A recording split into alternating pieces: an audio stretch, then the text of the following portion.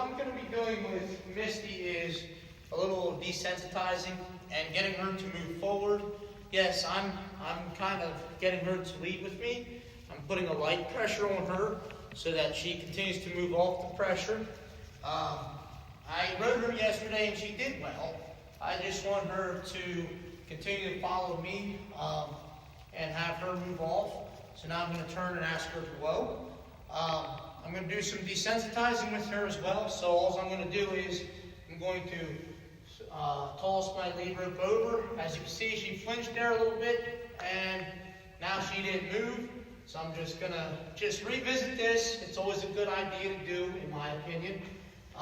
Again, I want her to be as safe as possible for my riders that get on her. So this is why, I would not put my son on him yet. Obviously, he's only, a year and a half old. He can't ride yet anyways. But each of these kids that come to us, and even the adults, I treat them like their family. So she stayed there. So now I'm just going to go right like this. She's pretty good at all this stuff. I just want to revisit it, and I am going to get her to move off of the pressure then by, just going down that way to the signs, and I don't want her to pull back or anything like that. I just want her to move. So I'm just going to walk nice and slow, and I want her to follow me. So there, I meant a little resistance. So now I just kept that same pressure on, and I didn't pull or anything like that. I just wanted her to move. If I stop, I want her to stop. So if I have to, I can face her. She's licking and chewing, and that's one thing I will look at. So now I'm just going to walk towards her rump. I'm just putting a little bit of pressure. I want her to move away from it. So right there, I'm going to ask her to go. I'm going to pet her, let her know she did a good job. I want her to have a choice in the matter. I want her to do what's correct, but that's where it comes to me in training her. So I just want her to step over, and then I'm going to turn and ask her to go.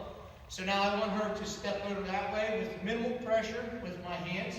I'm just going to lightly push, right like that, and as you can see, and now I want her to move over again. So now I'm going to try for 2 or 3 steps. So I'm just going to push, and I don't want her to step forward, so I pull back just a little bit, and then I'm just going to walk towards that shoulder. She did pretty well there, so I'm just going to come around, and then I'm going to do the exact same thing on this side. So I'm just going to say, hey, I would like you to move over.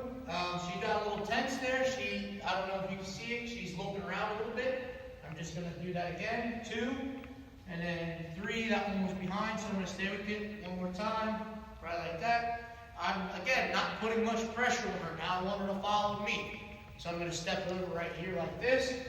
And I want her to give to the pressure. I'm going to turn and ask her low. She's licking and chewing right there. So that's a good sign of how you know that your horse is processing things, in my opinion.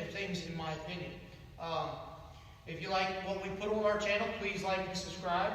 And also share it to help others in their journey with their horses. What we do here isn't the end-all be-all, but it's one of those things.